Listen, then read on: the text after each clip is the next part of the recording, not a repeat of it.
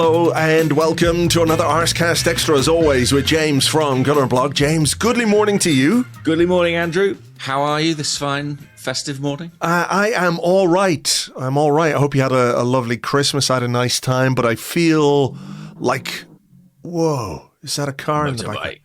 Motorbikes. I'm in a different room because Right. I was fighting with my Wi-Fi, so I'm nearer my router than normal. And also, you'll gather, nearer a road.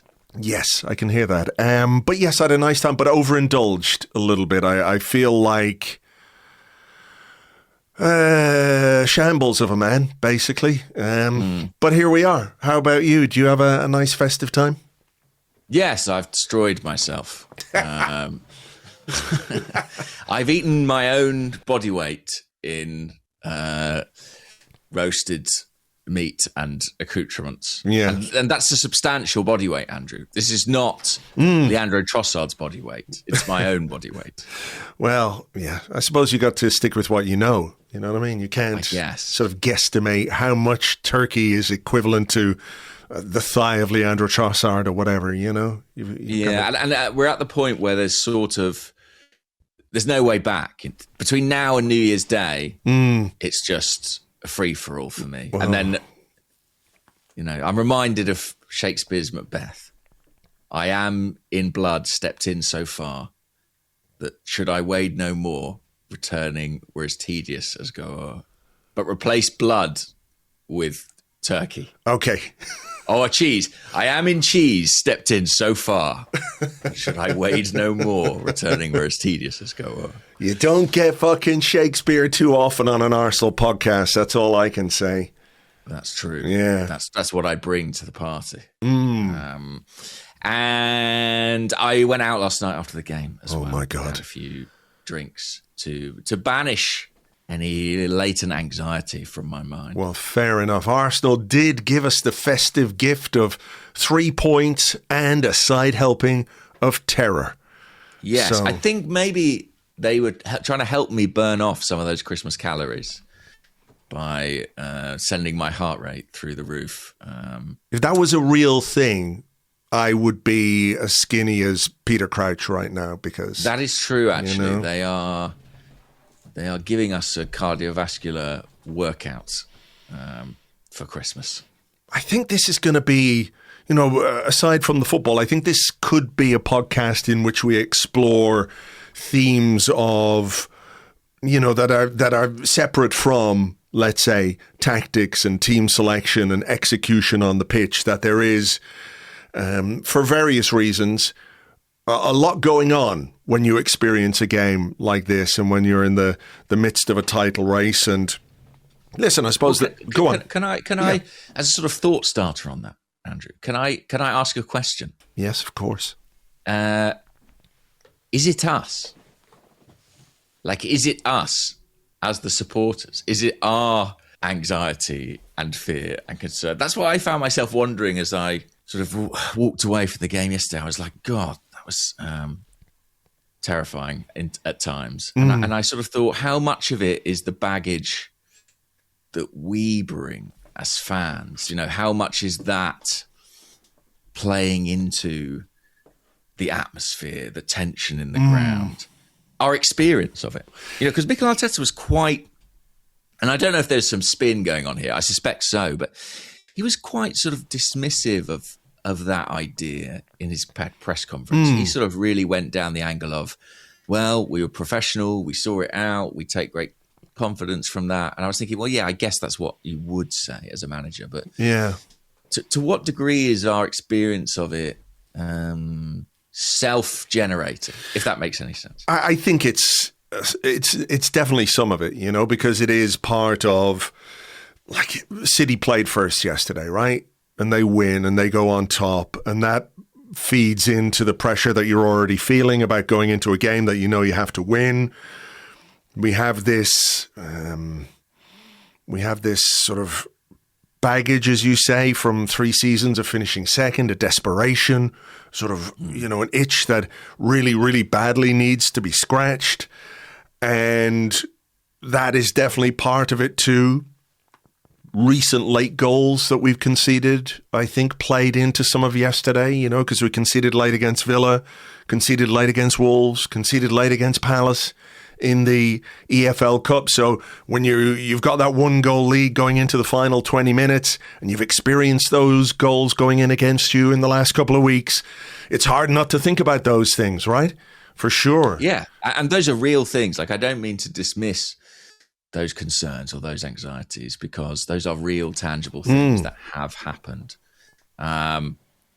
I just sort of, and I'm not saying I'm capable of this. I'm not saying that I can achieve the kind of serenity that I might aspire to as a fan, but I just do wonder what our part in it can be. And like, in those times of intense pressure, is it possible? Is it reasonable to expect supporters or hope supporters can provide a sense of stability? To be honest, I'm not sure it is reasonable. No, I don't think so, because it is a very human reaction. It is in the moment. It's instinctive.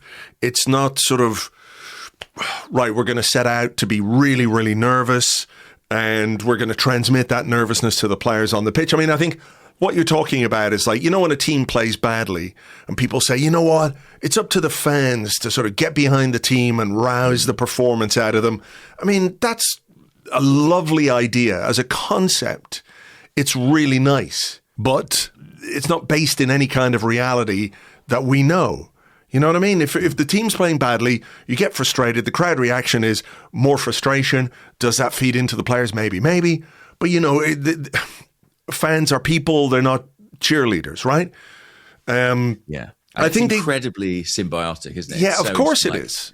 Yeah. The lack of the sort of slight waning in composure that occurs with this Arsenal team in certain situations. It's sort of, yeah, it happened. It's not, you couldn't really say, in all honesty, whether it starts on the pitch or in the stands, but it does create some sort of cycle. Well, I think it is. I think it does start on the pitch, because you could flip that question and say, what can this team do to make the fans less nervous? Right? And maybe that's another unrealistic way to look at it, but there is a simple solution, simple in inverted commas, because the hardest thing in football is scoring goals. But if you're 3-0 up with 20 minutes to go, nobody in that ground is on the edge of their seat. Nobody is thinking about the worst possible scenario that could happen, which is dropping points in a title race to Manchester City. There's the solution to the problem, so to speak, that... Yeah, and for the team, in a very literal sort of and metaphorical sense, the ball is sort of at their disposal. They're the ones who can actively do something to change things. They are the protagonists, right? Yeah, I mean, if Gabriel Martinelli scores that goal, which he should score, late on, 85 minutes thereabouts, last 10 minutes, it's a breeze, everyone goes home and feels like, okay, it was a little touch and go, we let them back into it, but, we showed we can get on top again and make the game safe and make everyone feel safe and secure. But when that happens, that miss as well, that generates more fear and more anxiety, because everybody in that stadium, from the Brighton fans to the Arsenal fans to Gabriel Martinelli to every single player on the pitch, knew that should be a goal. Everybody knows that should be a goal. When you miss from 6 yards out in that moment, you've made a big, big mistake. And then the fear is, well, will that mistake come back to haunt us? Will that be the moment we look back on and say, well, it could have been 3-1 1 second, 20 seconds later, Brighton go down the other end and they get a goal from a corner or whatever it is, It sort of amplifies the anxiety that you're already feeling. So those last 10 minutes become even more fraught and even more like, I don't know what you're like. I know that we talked very briefly after the game and I'd sort of said to you, holy God, we can't keep doing this. This is too much. And you said on your video, is this sustainable for Arsenal to win games like this? It almost feels draining. Like, winning games is brilliant. That's what we all want. Arsenal are winning games, but the process of winning those games feels like a kind of torture in a way. And this circles back around to this high-stakes endeavour that we're involved in, which is the title race, which is understanding that, this is a league in which you can make few errors when it comes to particularly home games. And it's not that I think Brighton were absolutely 100% pushing for an equaliser in the same way that I don't think Wolves were, in the same way that I don't think Everton were.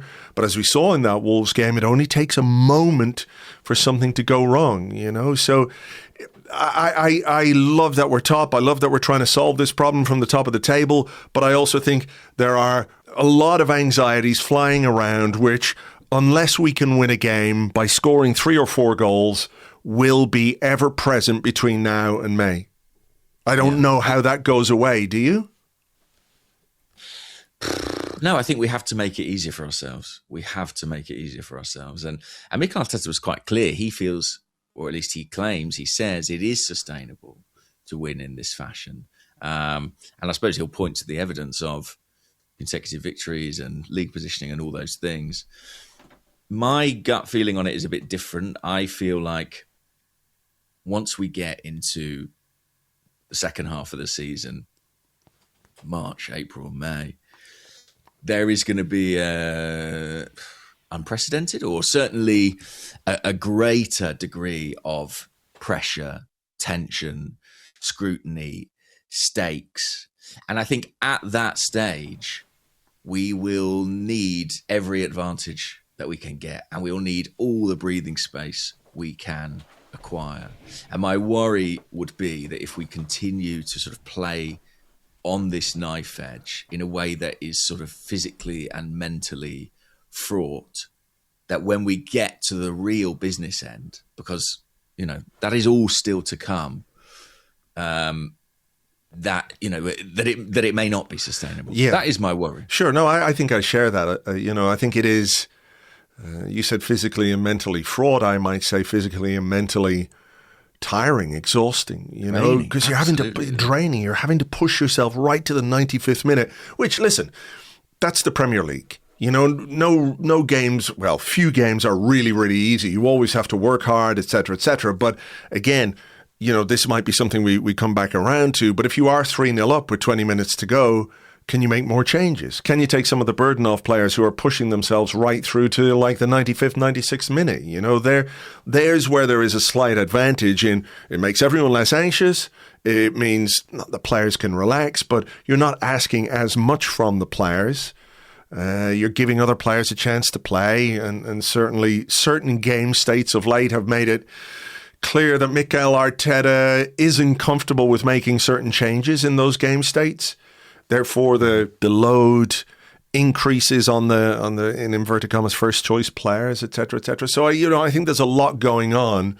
But should we talk maybe about the team that was selected for this game, because there was no Jurriën Timber?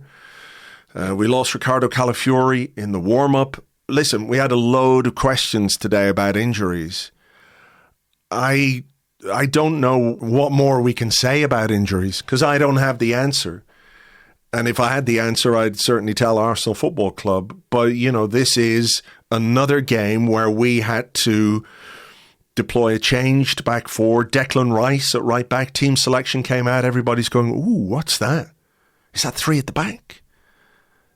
But it's Declan Rice at right back. And certainly, if it was potentially 3 at the back, then it couldn't be after we lost Calafiori in the warm-up, because Miles Lewis-Skelly can't play as a centre-half in the way that Calafiori can.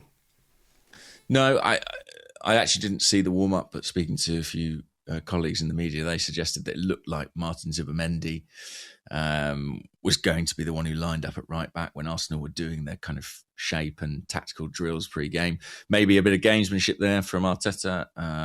Probably very aware that Brighton would have an eye on what they were doing, because it very much was Declan Rice as a marauding right back. On the injury front, I like you, Andrew, I sort of a bit exasperated by it. I don't really know what to say. It's sort of it reaches kind of absurd degrees, doesn't it? And sometimes Mikel Arteta is asked in sort of a quite straightforward way, are you looking into it? And he'll be like, yes, we're leaving no stone unturned. We're doing a root and branch investigation, and everyone goes, okay, that sounds good. But I really, really desperately hope that is not mere platitudes, and it can't be though, can it? Because listen, he was asked in the press conference yesterday about the injuries again, and I think his public point of view on this, when he talks about it, is to talk about how well the team has coped with all the injuries, and I think that's right. And I also think it's kind of correct too, if I can make a distinction between the two things, because we are top of the table. We are winning games. We've only, exactly. We've only lost twice this season, despite the fact we've barely been able to play the same back four for like 2 games in a row. Someone posted sorry, I meant to bookmark it, but someone on the Discord yesterday posted like a list of all the back fours that we've played in the Premier League so far, and there's changes from one week to the next. So while I think he is publicly right to say we're coping well with this, privately he must be absolutely at the end of his tether. That every week there's another injury. Like, everyone has got a theory. Is it the way we play? Is it the training ground? Is it the pitch at the Emirates? Is Arteta working them too hard? Is it the training? And actually, when he's asked about training, he says, well, what training? We're not really doing any training at the moment. A couple of years ago, or maybe last year, he gave quite an interesting answer about the fact that the amount of football means that they can't condition the players as well, because they're going from match to recovery, from match to recovery. I don't know if that's, the answer. But look, if there was a silver bullet, if there was a real one-stop solution to this, you'd like to think we found it by now. But I just don't know what it is. The reality is, though, this was another game where we had to contend with injuries. And while we spent the first 17 minutes of this podcast being quite anxious about everything, I think we have to point to the fact that Arsenal were, in that first half, with Declan Rice at right back, very good. Well on top, deservedly ahead. Brighton didn't have a shot on goal. Arsenal had 15 attempts on goal, or 15 shots, certainly, in that first half. And I think we were completely and utterly dominant, better than Brighton in every aspect of that game. No arguments from me on that. But I suppose, and you'll have to forgive me if this sounds a little glass half full, does that not also kind of land on the fundamental problem of this game, that despite how dominant we were, it was only a slender lead, and really given the nature of our dominance in that first half and some of the chances that we had, it should have been more, I think. And it could have made the second half much more comfortable for us. For sure. I mean, there was a very good chance early on. Victor Gyökeres through the edge of the box. Yeah. What do you think he was thinking there? I think he's trying to lift it. Yeah, maybe? That's what I thought. I thought he thought about lifting it, then kind of second-guessed himself, and it ended up being a really, really tame effort on goal. That's a really good chance. A really good chance. Yeah. And Trossard finding him again. I mean, Trossard is a player who maybe seems to be more on his wavelength than most. Really good early pass. And yeah, that's exactly the chance, he's been kind of crying out for, really, that he's needed. And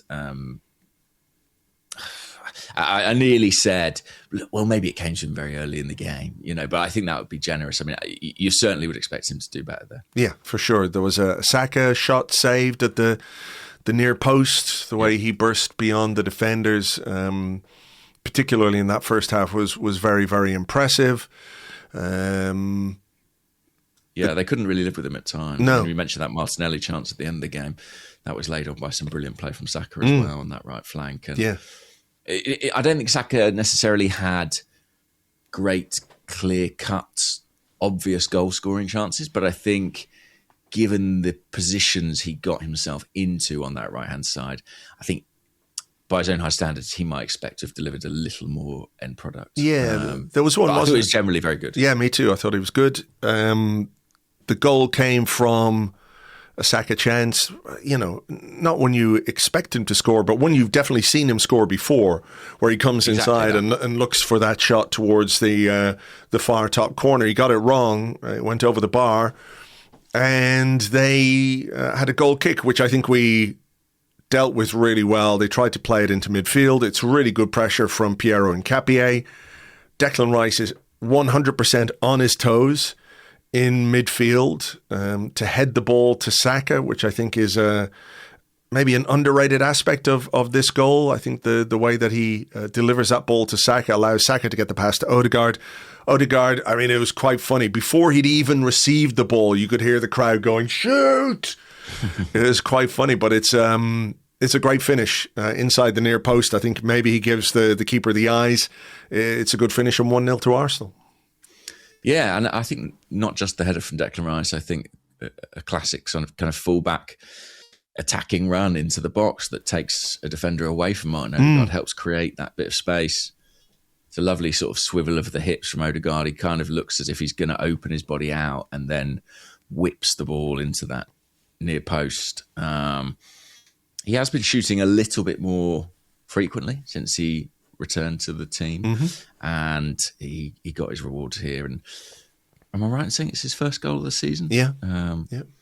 Obviously, he's had the injury, but late December, we've been waiting for it for some time, and I think it could be a really important one. I mean, typically when we've been at our best, Martin Odegaard has been an instrumental part of that over the last few years, and I think this was a performance where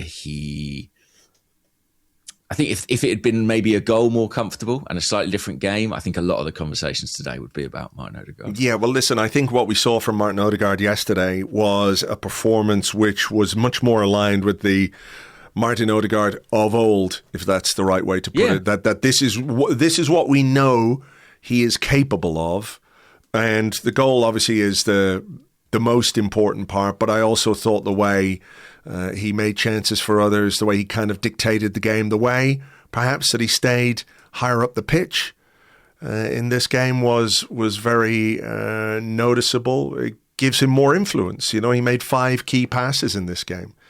Bukayo Saka, by the way, 7 shots and 4 key passes. I saw quite a bit of conversation about him afterwards, and I was, I get it. Maybe he could have done a little bit better with 1 or 2 chances, but this is a guy who just deals in volume.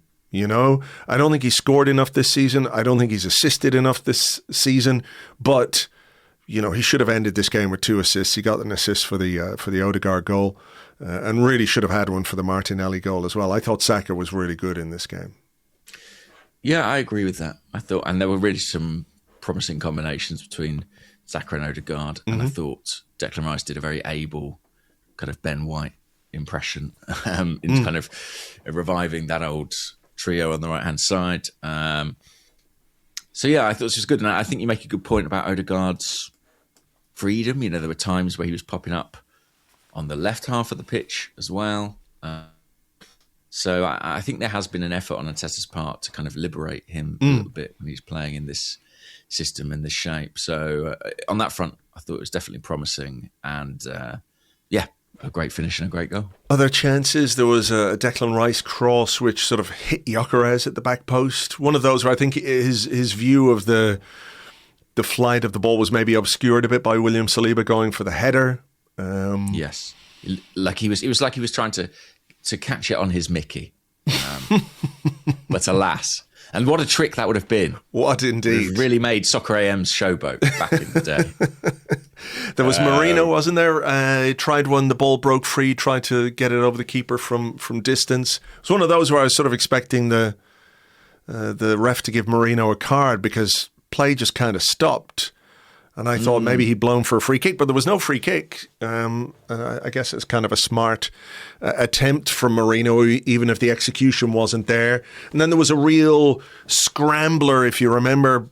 Saka got to behind the defender, pulled right across the face of the goal. There's nobody there. Zubamendi's the one who's attacking it. There's nobody there. Comes back in. Should be somebody there, by the way. There should be somebody there. Yeah, I agree. I sort of saw this as one of the moments where people were talking about, well, does Saka give Gyökeres enough service? And I looked at this one and thought, Gyökeres is looking for the ball in the wrong position. He should be attacking that space. That's where I want my centre forward to be. And he sort of stands there and remonstrates a little bit with Saka, sort of looks at him as if to say, well, why didn't you give me the pass? The pass wasn't really on. Saka made the right choice, I think, putting the ball across the face of the goal because you want players in there attacking it. The ball comes back in. Saka bounces it into the ground. Gyökeres heads fresh air from like 5-6 feet out. Then Marino has a shot which Zubamendi flicks and the keeper makes a save, and Trossard is sort of falling, isn't he, when he takes the shot and puts it over the bar. That's the sort of scrambly moment where you're looking for somebody to apply the finish. Yeah, it was about 6 XG, wasn't it, in that move? The save from Verbruggen from the Zubamendi flick is a very good save, I think, because it comes at him pretty quickly and from very close in a very crowded penalty area. But that was one of those moments where there was sort of genuine disbelief in the stands around me that we hadn't scored. So that might have been the standout, opportunity of the half for a variety of players in a variety of situations. But Brighton survived by the skin of their teeth. And they made a double change at half time. And I think they were better. For sure. I think that they were. That did make a difference to the way that Brighton set up and the way that Brighton played. Like, they were really poor in the first half. They were better in the second half. I mean, it's not something that we would pay too much attention to, but I was chatting to Andy Naylor, who's the Athletics Brighton guy. You may remember him from the Caicedo Wars. Oh, yes. He's a very popular guy among online Arsenal fans, yeah. Incredibly so, yes. I'm surprised they didn't introduce him to the crowd pre-game yesterday. But he was telling me that I was sort of lamenting our issues at the back and fullbacks, and we were talking about Calafiori going out. And he was saying, well, it's kind of sod's law, but Brighton, Danny Welbeck was only fit enough for the bench, just coming back from injury. Mitoma was out, first choice winger on one side, and Yankuba Minte was only deemed fit enough for the bench as well. So Brighton were kind of without maybe their two most threatening wingers and their best centre forward. So in that respect, fortune favoured us a little on the injury front. But I thought Minte made a big difference when he came on. Agree. He's a very direct and exciting player. He's having a good season for Brighton.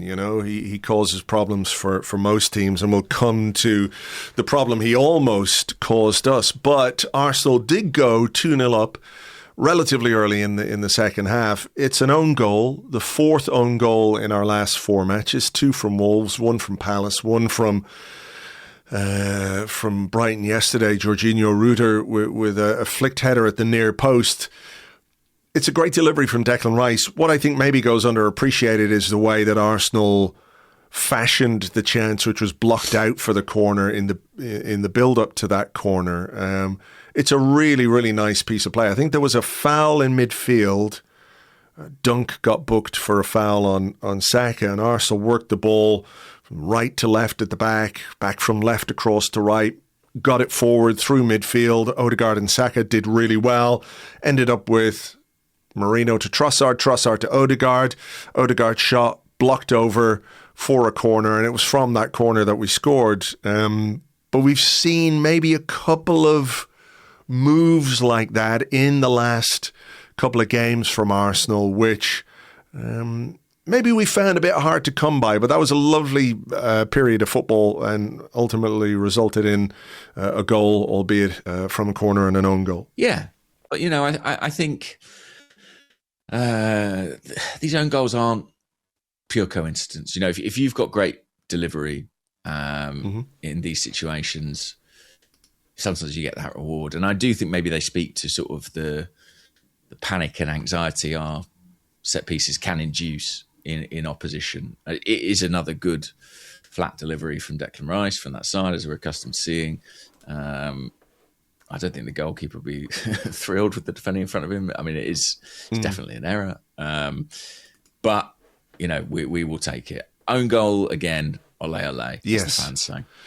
Yes, and there were moments again for Arsenal after that own goal where I think there was an Odegaard pass for Gyökeres. Gyökeres did well, held off, I think it was Kadioglu, and spanked a shot from a tight angle, which was straight at the keeper. I don't know that he could have done a lot more with that one. There was a Saka shot as well that was deflected over.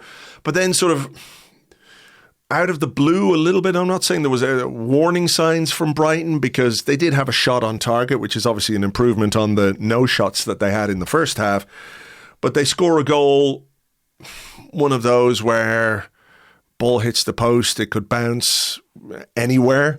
We're caught maybe ball watching just a little bit, and Diego Gomez finishes very well to make it 2-1. And then it's like, fuck.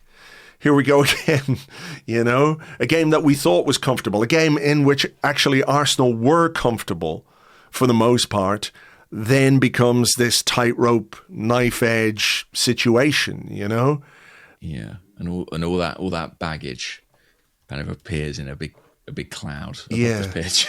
Yeah. I thought, by the way, Declan Rice had a great game for a guy who doesn't play right back, but I did think this is one moment where maybe you saw that he's not principally a defender, just a little bit slow to react to that ball that comes back off the post. Yeah. But yeah, suddenly the dynamic shifts, and Brighton play with that much more belief and intent. And you could see it. You could see it on the pitch, and you could see Arsenal as well, slightly conceding ground, I think, and doing that thing they have had a habit of doing in the last few games, where despite being in a commanding position, it's almost as if they invite some pressure. Certainly the dynamic shifts in that moment. Brighton had more shots, I think, in that period than any other period in the game. There were blocks in our box. And I guess it happens, where you concede a goal, you realise the 2-goal cushion is now gone. It's only a 1-goal cushion. And then you feel a little bit more insecure about everything. And they feel a bit better about it. Yeah, of course, yeah. I mean, is there more that the players on the pitch can do? Is there more that the manager on the sideline can do? I mean, he did turn to his bench and he brought on Gabriel Jesus, took Lewis Skelly and Gyökeres off. I've seen people say, could he have done more? At 2-0?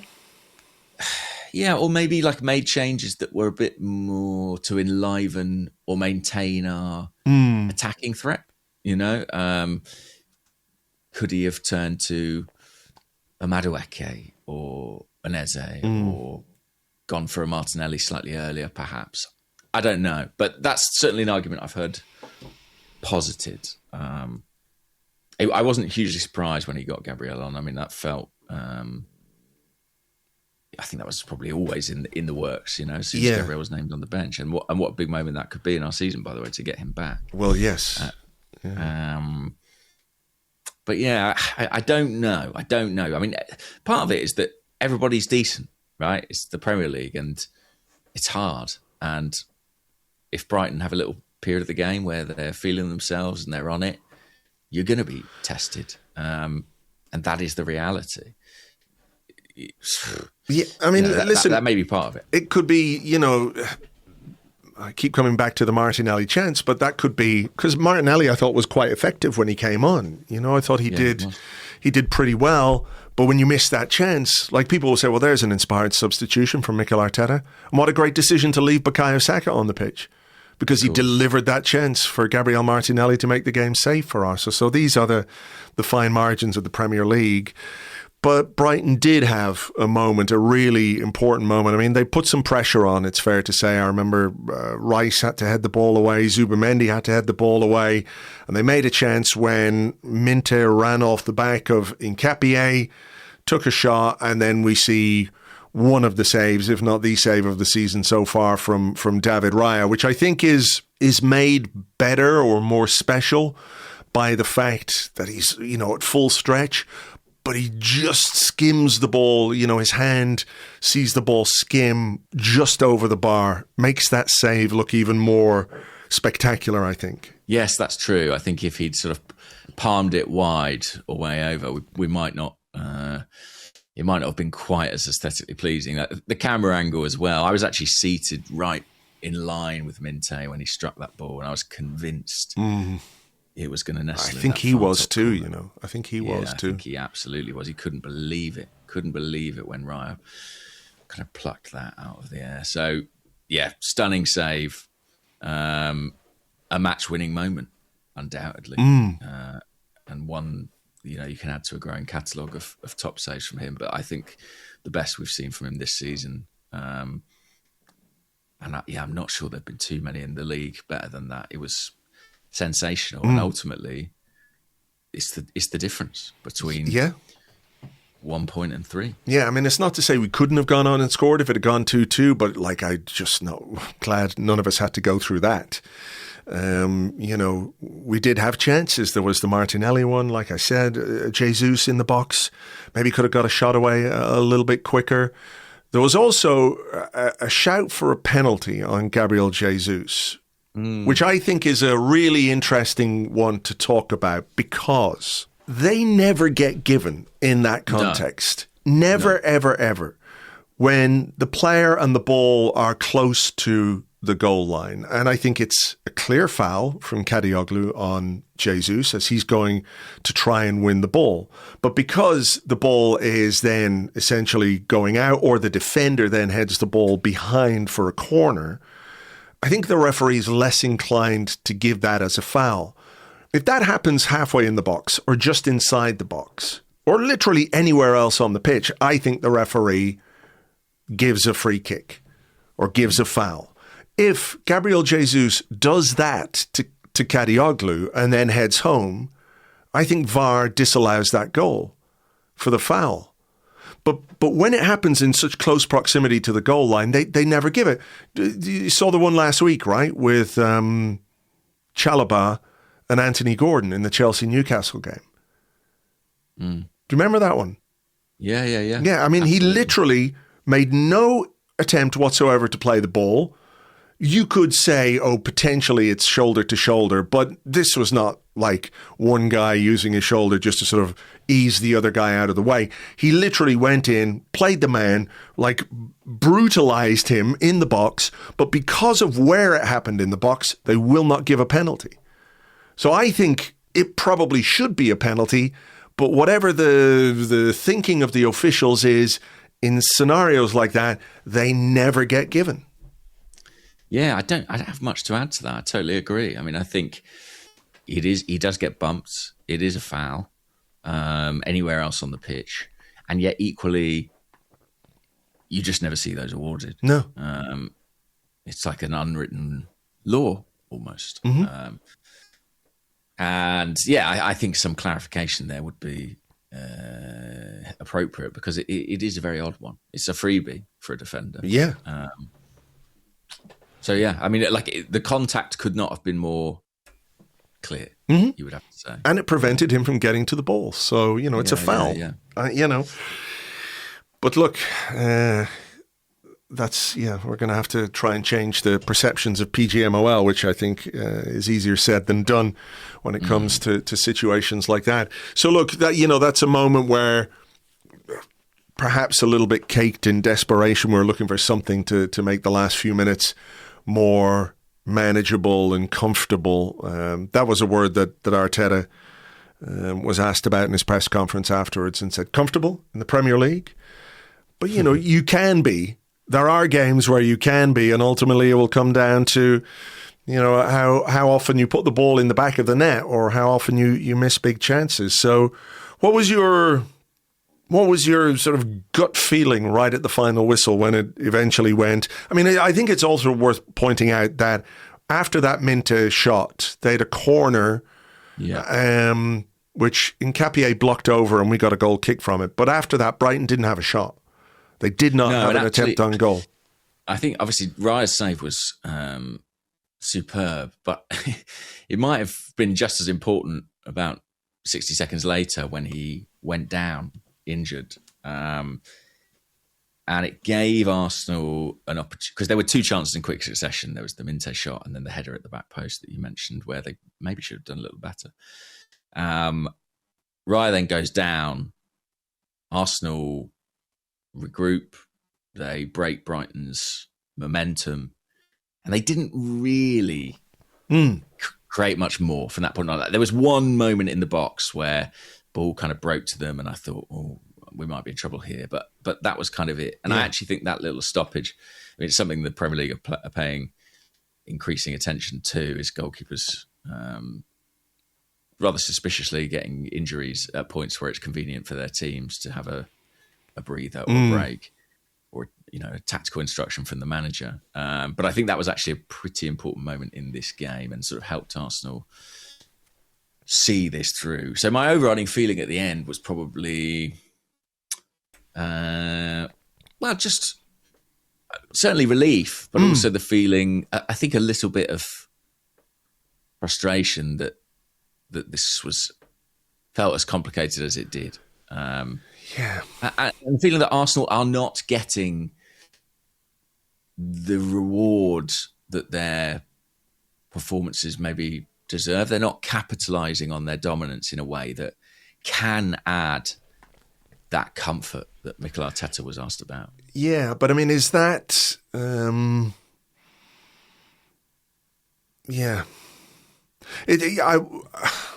I think I felt obviously relief as well.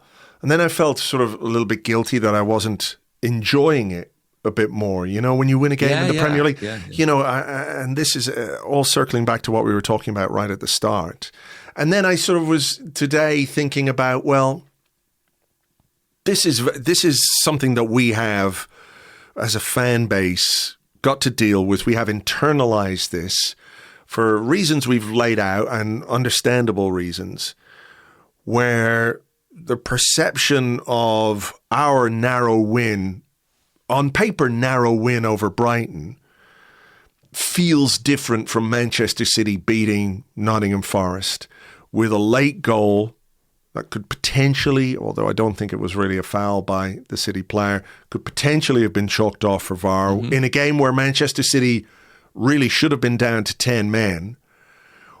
Why do we look at them as inevitable, even though they had a more difficult time beating Nottingham Forest than we did Brighton? At least we went 2-0 up and we let one in, and then it was a bit hairy. City had to get an 85th minute goal to win that game. But there is this idea, isn't there, that City doing that is what they've always done, and therefore it's a mark of their championship credentials, because they've won it. I guess that is the key difference. I also think the striker situation feeds into some of this worry that we have as well. Where City have Haaland, and the one thing about Erling Haaland is, even if he's not involved in a game, even if he only makes 4 passes, chances are he'll score a goal or 2 goals, because that is what he does. Whereas we're trying to come to terms with a centre forward who hasn't quite gelled with the team yet. We've got Gabriel Jesus back, and we're putting a lot of hope and optimism in him being something like the player who first joined Arsenal, even if that feels a bit of a stretch because of how long ago that was. And then it's like, well, Kai Havertz will be back soon. And I like Kai Havertz, and I think he will definitely bring something to this team, but he's a guy who hasn't started a game in nearly a year. Do you think there's an element of that where our goal-scoring issues aren't restricted just to the strikers, by the way? It was Martinelli who missed that chance. There were other players who could have scored yesterday. But City have something fixed and permanent that works in their team, and we're still in December trying to figure out what that is for us. I think that's probably a factor, yeah. I think that's probably a factor. I think the overriding thing about City and why they feel inevitable is that they've done it before. They've done it before. Yes, slightly different team, but same club, same manager, same star players. I saw Rodri back on the bench this weekend. So there is just that sense of inevitability about them.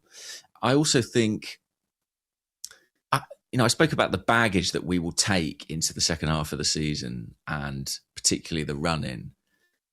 And I'm not sure I can think of another club that's ever been in a position quite like it. I mean, you've spoken about the trauma of 3 consecutive second-place finishes.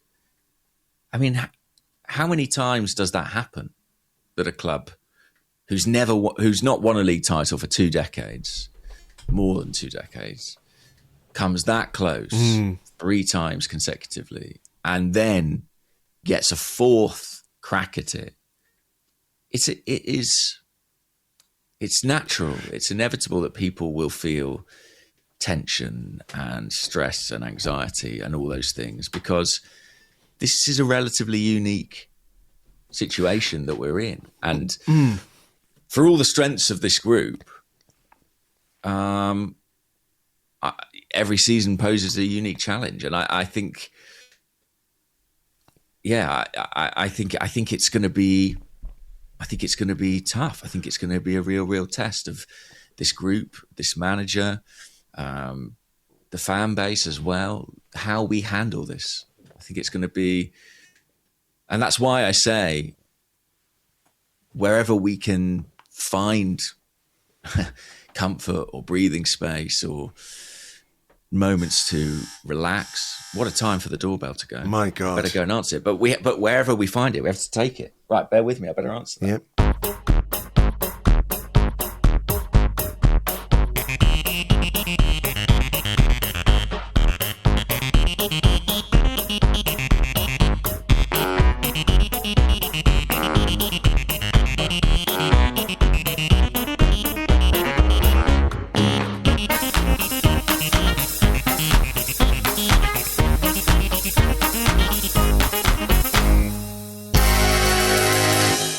Okay. Big tonal shift there. Well, yeah, certainly in musical terms. Yeah. But I mean, I was thinking about that. Arsenal did finish second 3 times in a row under Arsene Wenger in 99, 2000, 2001. It's a different world. But he'd won. He'd won. Yeah, we'd done the double in 98. So there was that sense. Different. Yeah, there was that sense that we had the ability, or it was latent at least. We knew we could do it, and many of the players had done it before as well. So they had that experience. Also, we lived in a very different world where football was not microanalyzed in the way that it is right now. And we didn't have many of the media platforms, which I think, are part of why people experience football in the way they do these days. If your senses are very heightened, if you're online a lot, then, you are going to be hyper aware of all the pressure, all the bents, all the, the nonsense that goes with it. That is, for some people, just sort of inescapable. And I think that plays a part in how we experience the game. Tim wrote a really good piece, his column for Arseblog last week, or maybe the week before, about the fear. I think it was called The Fear of Being Perceived, and this idea that how you are perceived by other fans in this sort of online world, as crazy as it sounds, is part of how people are experiencing the game. That that if you lose, you're going to be subject to the nonsense that you get from other fans, which, you can just say, fuck that and fuck them and get rid of it. But it's there. It's sort of pervasive. It is quite difficult to get away from all of that, Yeah, I had a really interesting chat with someone after the game, an Arsenal fan. And they were sort of, saying similar things to us about how close it was and should it have been that close. And then they said, the good thing is it wasn't on TV. I found that so interesting. They were like, the implication being that somehow that game being on national television and that being, I don't know, easily available to other supporters, to other pundits, to people who drive these narratives, would have had a more detrimental impact. Like if it was a Super Sunday game rather than a 3 p.m. Saturday game. Yeah, I mean, like look, if it was, If Gary Neville was kind of overlaying the whole thing with. Well, there you go. Yeah, I mean, that is it. You know, the doom-mongering, you know. I mean, don't worry, we're doing that though. We are, yeah. But I mean, you know, you could also say this is a period where Arsenal are underperforming in terms of goals scored based on the chances that we're creating, right? Mm-hmm. And yet we're winning. And that if you want to take a positive from that, I think you can. And there will be people out there who say, listen, Brighton had one shot, went in, didn't really threaten apart from that Raya moment. Arsenal were by far the better team on the day, deserved to win the game. What's the big fuss? Which, you know, if you can get to that place, people. Absolutely. If you can get to that place, I appreciate you and I envy your mental strength, as Arsene Wenger might say. Very level-headed. But, you know, I think that is an argument that you could potentially make.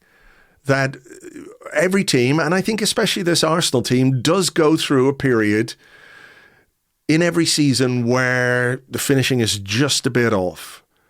And typically that is going to cost you points. And so far, for the most part, that hasn't been the case with Arsenal. And we'll see what we can do against Villa, obviously. But, you know, again, I'm sitting here. We're top of the Premier League.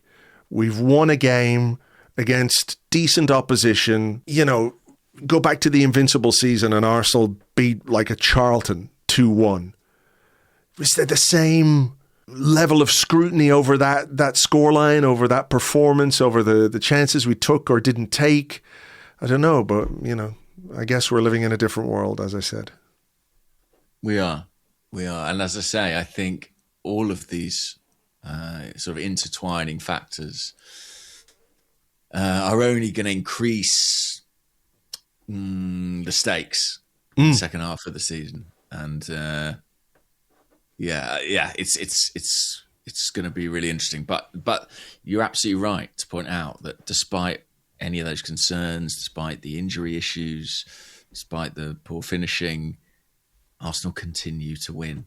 They are in the winning habit, and they're winning games that I think in previous years they would not have done. And that I do derive certainly great comfort from that. I think we are up in terms of points from the equivalent fixtures last year.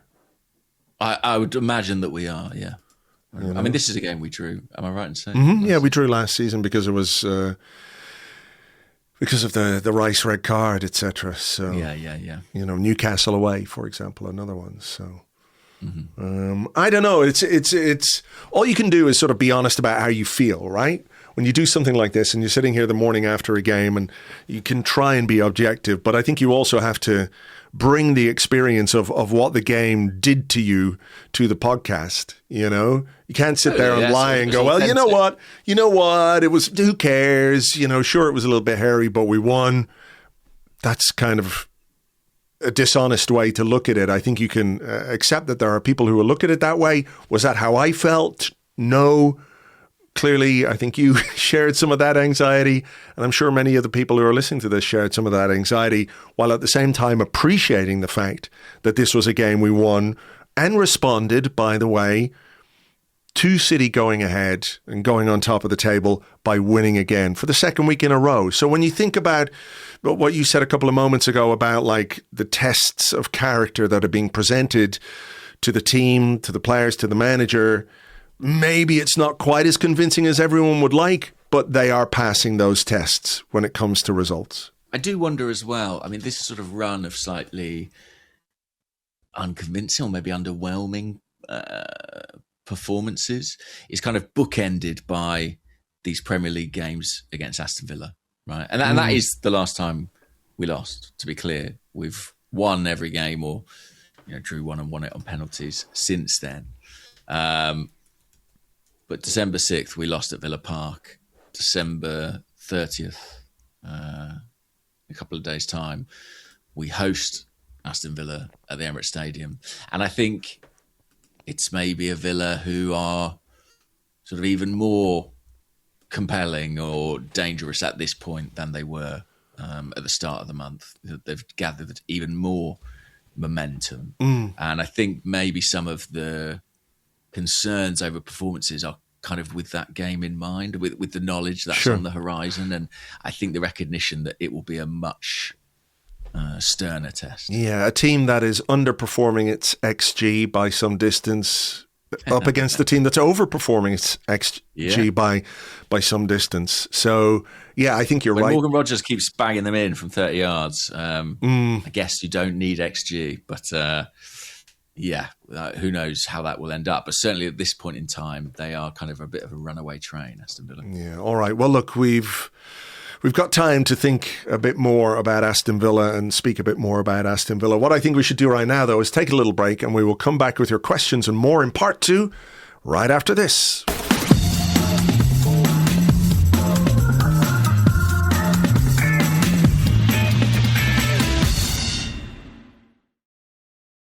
Welcome back to the Arsecast Extra. This is part 2 of the show where we answer the questions that you sent to us on Blue Sky at gunnerblog.bsky.social and at arseblog.com. Also on the Arseblog Discord chat server, which you get access to if you are an Arseblog member on Patreon. James, I think it is kind of reflective of how people are feeling after this game that so many of the questions deal with the themes that we discussed at length in the first half of the show. Yeah. That there are a lot about, like, how do we enjoy this? How do,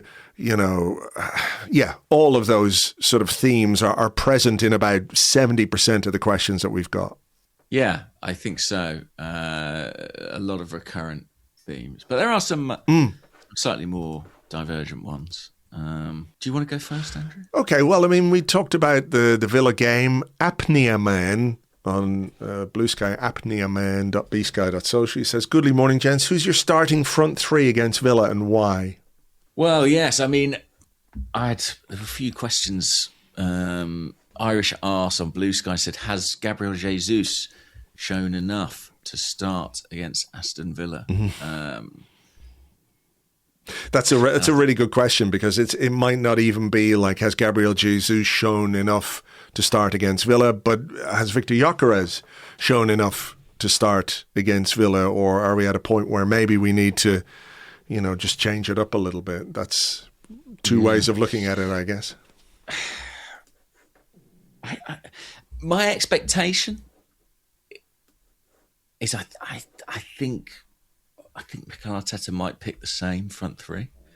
I know it's 2 games in quick succession, but I just think at this point in time that seems to be his preference. I think I would be very tempted by Jesus at this point in time. I think he's probably had enough little cameos here and there. Obviously, then he played a long shift against Palace in the Carabao Cup. I think that I'd be very tempted by that idea. Just in terms of trying something a little bit different and going for a player who's maybe a little bit more involved and links the play. Would you, if you were then tempted by Jesus, would that tempt you into starting Gabriel Martinelli as well? Because the two of them, do connect quite well, and maybe there's an idea that Villa, I don't think they're playing with quite the same high line as they have done in recent seasons, but still give you a chance to get in behind them in a way that maybe Martinelli could take advantage of. Like I said, he was very, very good in the first half against Crystal Palace, Martinelli. Sore in the second half, so didn't have the same impact, but good as well off the bench in his all-round play. I think it was a really great cross with the outside of his right foot for that moment that we talked about in the first half when it came to Gabriel Jesus. The penalty sort of shout. The missed chance means you're not going to get any points above the baseline, right? But he did have an impact, and he was in that position to miss that chance. So I would think about Martinelli and Jesus. If I was going to start Jesus, that would be the combination I'd probably be tempted by. I'm thinking back to the first Villa game. I mean, what I think we can say with certainty is It's not going to be Eze on the left, as it was at Villa Park. No. I don't think it's going to be Mikel Merino through the middle. Remember, he got substituted at half-time as well in that game for Gyökeres. Yeah, my hunch is that Mikel will stick with the same front three he picked in this game and hope that the finishing is a little bit sharper. But what with the games, being so frequent at this point in time, I'd be open to some change. I mean, someone like Noni Madueke, for example, he's not had a great deal of football since his, very good performance in Bruges. Would he be in your thoughts at all? Not from the start, to be honest. Like, I don't see enough from Noni Madueke to give him a start over Bukayo Saka in a game we absolutely have to win. I do think with Emery, you have to think about the bench a lot because he changed the game again yesterday. I think he made a triple substitution. Yeah, he did. Which helped turn the tide in Aston Villa's favour, even though, once again, they did defy the XG, I believe. So I think you really have to think about the full course of the 90 minutes. You have to accept that the Villa that you face for the last half hour of the game may be very different from the one you face for the first hour. And I think Mikel Arteta will have to be prepared to use his bench too. Not necessarily to go sub for sub with Emery, but to adapt to the way that Villa change and adapt in the course of the 90 minutes. So I sort of think you shouldn't get too fixated on your starting 11. We made the double change against Villa at half-time at Villa Park. Is that right? Was it a double change at half-time? Yeah, it was. It was... Eze and Merino off. No. Is that right? Yeah, it was Trossard who came on, wasn't it? And then Trossard had to go off again. Trossard came on and Gyökeres came on. And I think, so if you do start Martinelli and you leave Trossard out, if it's not working, just change it half time. I don't think there needs to be sort of so much preciousness over who starts and who finishes in this one, because I do think, it's a game where there will be evolution in the course of the 90 minutes. I mean, we had a different, quite a few people were like, do you think Jesus might start or could be ready to start? I just think for balance, it'd be worth doing this question from RDM on Discord, who says, have you accepted that Jesus is our fourth best front man after Havertz, Merino and Gyökeres? When Gyökeres came off, we struggled to pin Brighton back and Lewis Skelly started to get exposed. Please, can we embrace atheism and be done with Jesus, the Brazilian Lacazette? He has little to offer in this day and age. Listen, I would have some concerns about Gabriel Jesus' ability to put the ball in the back of the net with the kind of frequency that we would like. But how was it possible that when Gyökeres came off, that Miles Lewis-Skelly started to get exposed when Miles Lewis-Skelly and Gyökeres came off at the same time? So I think he is seeing things through a different lens. Beautifully done, Colombo. Thank you. Thank you. And I think, listen, I think I know Brighton had that chance, that Minter chance, 77 minutes when they had that chance.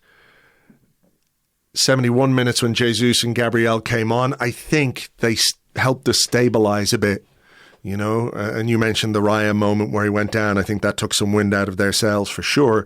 But things stick a bit more to Jesus up front than they do with Gyökeres. So it wasn't like the Jesus substitution rendered us useless in the final third or blunted our attacking threat, because there were moments where we certainly did swing the game back our way and had moments where if we got our shot off a bit earlier, we could have caused Brighton more problems and maybe scored that third goal. So I don't agree with that contention at all.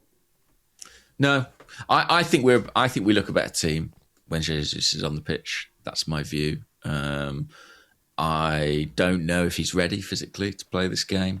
I accept that he's probably not as clinical a finisher as we would like. I don't think Gyökeres is finishing particularly well at this point in time either. So yeah, if he is ready, I'd be very tempted by that. All right. And if it doesn't work, yeah, you've got Gyökeres on the bench to come off. Yeah. What about this? We had a few questions about a couple of players. Cesc Fabregas, that's all of us after eating all the stuff at Christmas. He says, I'm sorry to disturb the podcast, but I'm looking for Noni, Madueke and Eberechi. Have either of you seen them? And JMart91 says, do you see any issues with Madueke and Eze not getting on the pitch?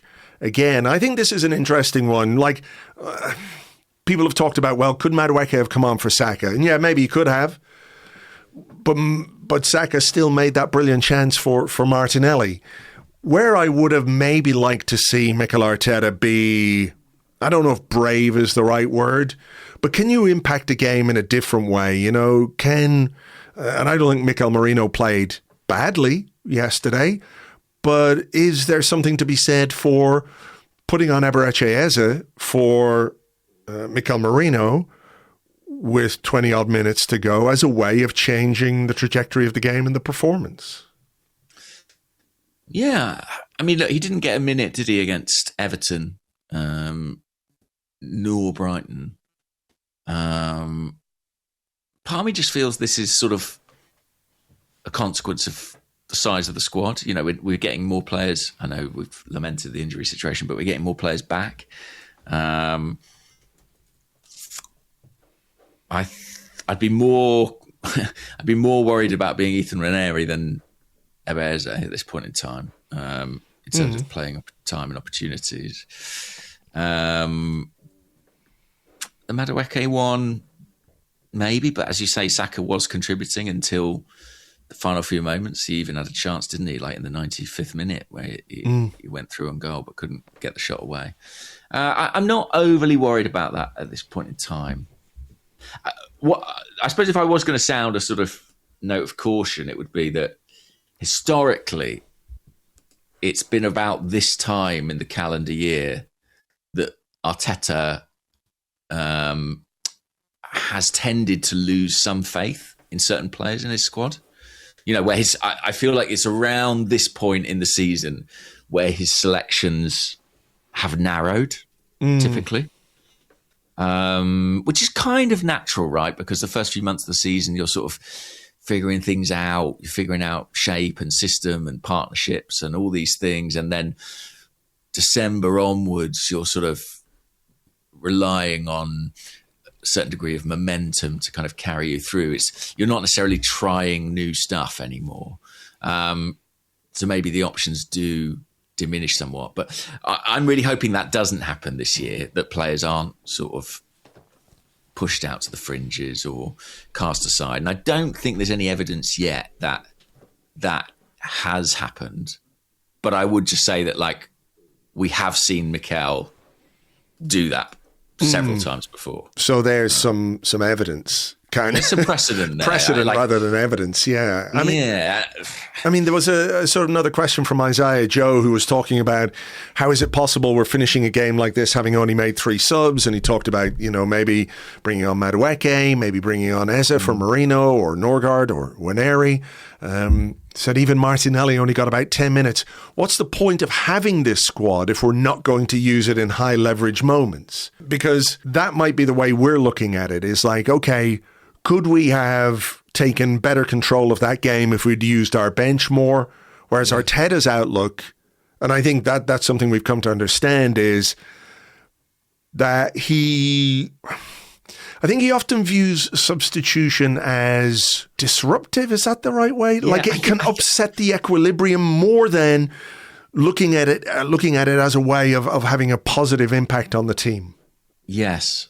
I think he sees it as a remedial thing, something where you are either replacing an injured player or you're fixing a problem. In certain circumstances, you're resting people. He sees it as like a chance sometimes to sort of manage minutes. But I'm not sure, in the way that an Emery, say, and listen, Emery's a great coach, albeit one who has flaws, and we know more about that than most. He definitely he's definitely more excited about substitutions than Mikel is. Yeah, that's for sure. Do you know what I mean? Yeah, absolutely. Like, he likes having that sort of hand of cards and being able to play a joker, and he loves the game of it and the sort of subverting of expectation that he can do from the touchline. Whereas I think Mikel, as you were suggesting, values stability more. And often when games are tight, his instinct is to sort of stick with what he has selected, what he knows, and what he trusts. I do think that is fair, probably. Yeah. And yeah, like, as I sort of mentioned in part one, there is part of you that wonders, like, could we have been more sort of proactive in our substitutions when we have such talent at our disposal? Well, that's it. Like, I get not wanting to use a Raheem Sterling, whereas I find it more difficult to understand how you're managing a squad and keeping players happy when you're not using an Eze, or when you're not using a Madueke, who, you know, again, I've said I wouldn't necessarily have put him on for Saka, but I can understand why, after scoring a couple of goals in a game, he might feel he wants a bit more playing time. And I think, you know, what he thinks of substitutions, what we think of substitutions, interesting discussions. Perhaps widening that out is, what do some of the players think? Do they think, well, what's the point in going to warm up here? Because, like, I'm not going to get on unless something goes wrong for this team. And then you're sort of, rather than you're a firefighter, you're seen as a firefighter in a way, right? You've got to go on and fix this particular issue. We talked a bit, didn't we, about how one of the big challenges for Mikel Arteta wasn't just about, you know, having a big squad, but it was keeping that squad happy and keeping those players invested and, you know, motivated. And I, you know, if I'm Eberechi Eze or if I'm Noni Madueke, I'm not saying I'm not going to be professional and I'm not going to give my best and I'm not invested in the team or the group and the idea of success and what Arsenal are driving towards this season. You know, I'm all in. I'm on the train, but I'm looking out the window wistfully a little bit. Does that make sense? Yeah, it does. But, you know, I would say we're only talking about a couple of games. I think if this becomes more of a pattern, then I think it's kind of a more. Then I think there'll be big conversations around. But and I, you know, I have fears that it could become a pattern, but it has not yet. So let's see. Maybe Mikel is going to surprise us and pick them both against Villa. I don't know. That would be a surprise. I doubt it. But Me too. What else we got here? The centre forward thing. I thought this was interesting. Biryani Rice said, seeing the pile up on Big Vic has made me realise that the best striker under Arteta has been Marino, who's not even a striker. Jesus, Havertz and now Victor have all underperformed. Do you think the strikers underperforming is more of a system issue than individual quality of these strikers? I mean, would it not be fair to say that the best striker under Mikel Arteta was Pierre-Emerick Aubameyang? Yes, but would it be fair to say that he played a lot? Better performances came off the left in this team? Scored a lot of goals off the left. Maybe. I do think we haven't nailed it. I mean, apart from those few months of Gabriel Jesus where he was absolutely electric, a lot of players have. Let's put it like this: I think Arteta's style asks a lot of a centre forward, and it's not always conducive to showing that centre forward in their best light. I think there's a lot of sacrifice involved in playing that position in this team. I think that's true. But I also think it's probably more of a question of individual quality or the ability to make an impact at the highest level. Yeah. You know, it might be the system. Kai Havertz's numbers in 2020... 324, yeah, that run where we had 16 wins and a draw and a defeat were really calendar good. Year of 2024, to be honest. He looked like a very impactful and good number 9 in that period. I agree with you there. So was that everything clicking, everything behind him clicking into the system? I just think what we have are, and have had for quite a long time, you know, going back to Lacazette, to Marino, who I think has done fantastic, but, you know, is a player out of position, to post-World Cup Jesus, to Gyökeres now, is imperfect options. Like, I think it's more about the individuals than the system for me. And maybe the best fit for the system is Havertz, but he's not been available. So I don't know. I mean, I think if you put a really elite number 9 in this team, I don't think you would have too many issues scoring goals. But the question is, you know, where do you get that? There aren't too many elite number 9s in the world, and they tend to be elsewhere, you know? So, yeah, listen, can we do more to create for our centre forwards? Probably. But is it just down to that? I don't think so. Yeah, that's fair. Okay. What about... I did have a question. Boom, boom, boom, but I can't find it.